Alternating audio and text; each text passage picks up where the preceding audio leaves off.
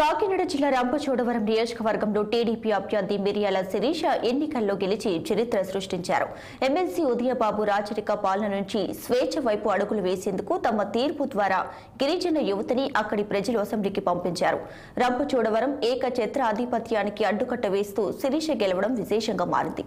అంగన్వాడీ కార్యకర్తగా చిన్నపాటి రాజకీయ నేపథ్యం కలిగిన కుటుంబం నుంచి శిరీష అసెంబ్లీలోకి అడుగుపెట్టింది. ఇక దీనిపై మరింత సమాచారాన్ని మా ప్రతినిధి దురాని అందిస్తారు.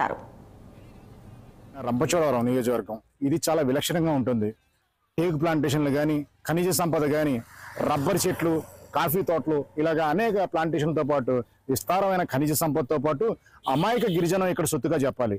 ఇక్కడ ప్రజలు చాలా అమాయకంగా, ఇక్కడ గిరిజనం అంతా అమాయకంగానే చేస్తూ ఉంటారు. కొండలు కోనల్లో మార్కెటింగ్, వారానికి ఒకసారి రోజు సంతలు అమ్ముకునేందుకు చింతకాయలు ఏరుకోవడం మొదలు తేనె తయారు చేయడం, ఇవన్నీ ఒక ఎత్తు అయితే ఇక్కడ ముఖ్యంగా ఈ రంపచోడవరానికి చెడ్డ పేరు తీసుకొచ్చేది గంజాయి సాగు, అలాగే అక్రమ రవాణా. ఈ టేకు చెట్లపై ఇప్పటికే అక్రమ కలప రవాణా జరుగుతుందంటూ రకరకాల పుకార్లు షికార్లు చేస్తున్న నేపథ్యంలో ఇక్కడ గంజాయి సాగు మాత్రం విస్తారంగా ఏకంగా ఏజెన్సీ పేరును మాత్రం పూర్తిగా చెడ్డ పేరు తీసుకొచ్చిందని చెప్పాలి. ఇటువంటి కాలక్రమంలో గత చాలా సంవత్సరాలుగా తిష్ట వేసి ఇక్కడ నియంతగా ఎదిగిన అనంత ఉదయబాబు ఇక్కడ ఎమ్మెల్సీగా ఆయన ఉన్నారు. ప్రస్తుతం ఆయన ఎవరిని నిలబెడితే వాళ్లే ఎమ్మెల్యేగా ఇక్కడ ఆకు కూడా కదలనంత ఇక్కడ రాజ్యాధికారాన్ని సొంతం చేసుకున్నారు. ఇటువంటి ధర్మిల ఎవరిని ఎగ్గినా తనకు ఎదురు లేదన్న క్రమంలో రాష్ట్రం అంతా సునామీ వీచిన గాల్లో ఏ విధంగా వీచిందో ఇక్కడ అమాయక గిరిజనం కూడా అదే అనుకున్నారు. మిర్యాల శిరీషాదేవిని సైకిల్ మీద అసెంబ్లీకి పంపించాలని గట్టిగా నిర్ణయించుకున్నారు. అదే జరిగింది.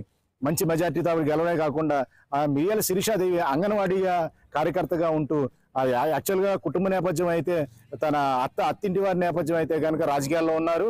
అయితే సాధారణ రాజకీయాల్లోనే ఉన్నారు. అయితే గట్టిగా సాధించిన ప్రగతి లేకపోయినా తొలిసారి ఒక యువతి ఈ మధ్యనే వివాహమైంది.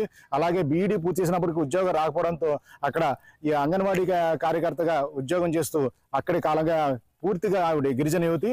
ఇటువంటి కాలక్రమంలో భర్త ప్రోత్సాహంతో రాజకీయాల్లోకి రావడం, ఒక్కసారిగా సునామీ ఓడిల్లోనే ఏకంగా ఆవిడ ఎమ్మెల్యేగా గెలిపొందడం మాత్రం రికార్డుగానే చెప్పాలి.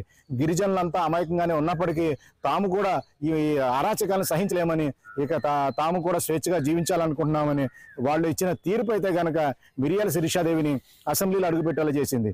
ఆమె కూడా గట్టిగా వాయిస్ కలిగి ఉండడం కూడా చాలా గొప్పగానే చెప్పాలి.